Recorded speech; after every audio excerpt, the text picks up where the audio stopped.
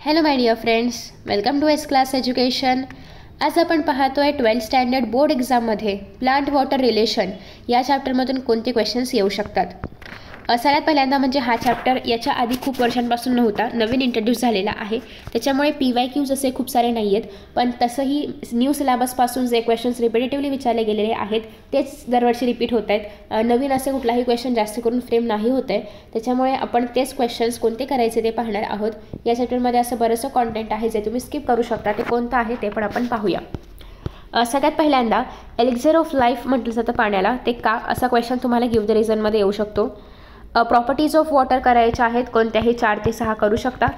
खूप साऱ्या प्रॉपर्टीज आहेत, त्याच्यामुळे यातल्याच कोणत्याही 4 ते 6 करा. नेक्स्ट आहे रूटची ही डायग्राम तुम्ही पाहिली असेल, सलग 2 वर्ष एक्झाममध्ये विचारली गेलेली आहे. ही डायग्राम ड्रॉ करायला आणि त्याच्या खाली स्ट्रक्चर ऑफ रूट हेअरचं म्हणजे डिफाईन करायला किंवा लिहायला. सो असा हा क्वेश्चन 3 मार्क्ससाठी वगैरे फ्रेम होतो. डायग्रामला 1 मार्क आणि लिहायला 2 मार्क अशा पद्धतीने हा प्रश्न फ्रेम होतो, किंवा कधी कधी फक्त 2 मार्क्ससाठी डायग्रामला 1 मार्क आणि लिहायला 1 मार्क असा पण हा प्रश्न फ्रेम होतो. ठीक आहे. नेक्स्ट आहे water availability to roots for absorption. हे पण तुम्ही पाहिलं असेल, 2 ते 3 वर्षे सलग विचारला गेलेला क्वेश्चन आहे. 4 पण टाईप ऑफ वॉटर एक्सप्लेन करायचे असतात. त्याच्यानंतर डिफ्युजन किंवा इम्बिबिशन, याच्यामधलं फक्त इम्बिबिशन करा, डिफ्युजन तुम्ही स्किप करू शकता. हे पण तुम्ही स्किप करू शकता. त्याच्यानंतर नेक्स्ट आहे ऑस्मोसिस. ऑस्मोसिस मात्र करायचं आहे. हायपोटोनिक, हायपरटोनिक आणि आयसोटोनिक तिन्ही प्रकार करायचे आहेत ऑस्मोसिसचे.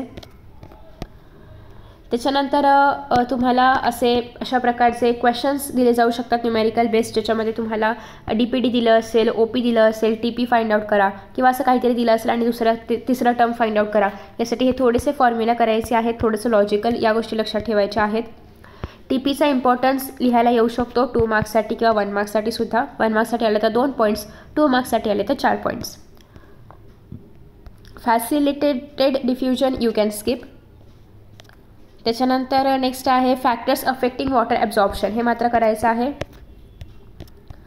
त्याच्यानंतर या काही मधल्या गोष्टी तुम्ही स्किप करू शकता, कारण या एक्झाममध्ये नाही विचारल्यात. So if you want you can skip.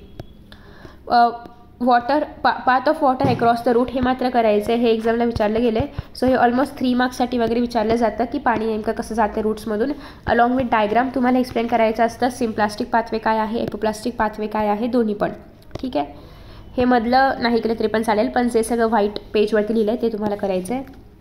Mechanism of absorption of water, याच्यामध्ये खूप सारं आहेत. सो तुम्हाला हे सगळं थोडक्यात एक्सप्लेन करावं लागेल.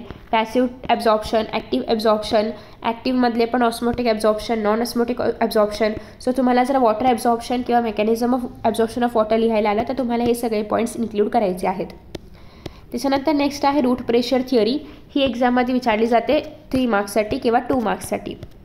याच्यामध्ये तुम्हाला एक्सप्लेन करताना काय काय करायचं असतं. एक तर ही थिअरी एकदम शॉर्टमध्ये एक्सप्लेन करायची आहे. डायग्रामची गरज नाही आहे. डिरेक्टली थिअरी, त्याचे ऑब्जेक्शन्स किंवा लिमिटेशन्स एक्सप्लेन करायचे आहेत. ठीक आहे. थिअरी, ऑब्जेक्शन्स किंवा लिमिटेशन्स, कोणतेही 2 ते 3 लिमिटेशन्स तुम्ही घेऊ शकता. Similarly capillarity theory, again theory explain करायची आहे आणि 2 ते 3 limitations. Cohesion tension theory, again similarly सायंटिस्टची वगैरे नावं नाही लक्षात राहिली तरी पण चालतील, पण थिअरी एक्सप्लेन करायची आहे अलॉंग विथ लिमिटेशन्स. सो या तिन्ही पण थिअरीज एक्झाममध्ये विचारल्या गेलेल्या आहेत PYQsमध्ये. त्याच्यामुळे चान्सेस आहेत की ते नेक्स्ट एक्झाममध्ये पण येऊ शकतात. त्याच्यामुळे तिन्ही पण थिअरीज करायच्या आहेत. नेक्स्ट आहे ट्रान्सपोर्ट ऑफ मिनरल आयर्न. हा पहिला पार्ट तुम्ही पूर्ण स्किप करू शकता.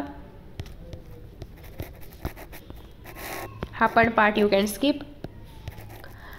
ट्रान्सपोर्ट ऑफ फूडमध्ये तुम्हाला पाथ ऑफ लोकेशन हे तुम्हाला एक्झाममध्ये लिहायला विचारलं जाऊ शकतं. सो हे करायचं आहे.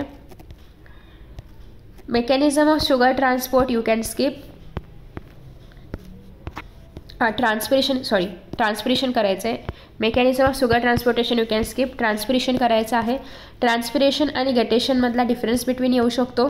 आणि ट्रान्सपिरेशनमध्ये हे जे काही प्रकार आहेत, लेटिक्युलर आहे, क्युटिक्युलर आहे, स्टोमॅटल ट्रान्सपिरेशन आहे, तर हे तुम्हाला एक्झाममध्ये डिफाईन करायला येऊ शकतं. कोणत्या मार्गाने जास्त ट्रान्सपिरेशन होतं, कुठे कमी होतं, हे पण तुम्हाला लिहायला येऊ शकतं. ही डायग्राम महत्त्वाची नाही आहे, पण ही डायग्राम खूप महत्त्वाची आहे. ही एक्झाममध्ये ड्रॉ करायला विचारली जाते. अलॉंग विथ डिफाईन पण की स्ट्रक्चर ऑफ स्टोमॅटल ॲपॅरेटस कसं आहे, काय आहे.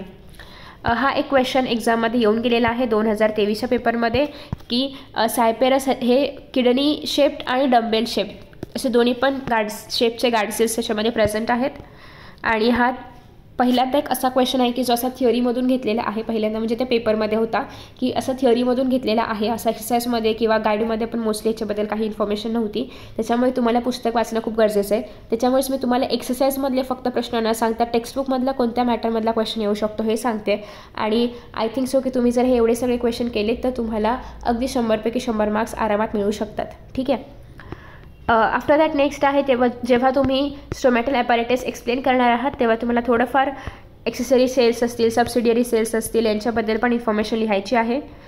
क्लोजिंग आणि ओपनिंग ऑफ स्टोमॅटा यांची काय थिअरी आहे ही तुम्हाला रीड करावी लागेल, एक्झाममध्ये येऊ शकते. ॲडव्हान्टेजेस आणि डिसॲडव्हान्टेजेस ऑफ ट्रान्सपिरेशन हे पण एक्झाममध्ये येऊन गेले बऱ्याचदा. आणि ट्रान्सपिरेशन नेसेसरी एविल हे पण महत्त्वाचं आहे. म्हणजे ट्रान्सपिरेशनबद्दल थोडक्यात सगळंच महत्त्वाचं आहे. हे सगळं एक्झामला येऊ शकतं. फक्त याच्यामधले 10 MCQs करायचे आहेत, बाकी डन. बाकी जे मी तुम्हाला स्किप करायला सांगितलेले आहेत, काही पाण्याच्या पाण्यात स्किप करायला सांगितलेले आहेत, तुम्ही आरामात स्किप करू शकता. जेवढं सांगितलेलं आहे तेवढं केलं तरी पण सफिशियंट आहे. बाकी तुमच्याकडे एक्स्ट्रा वेळ असेल तर तुम्ही एक्स्ट्रा अभ्यास पण करू शकता.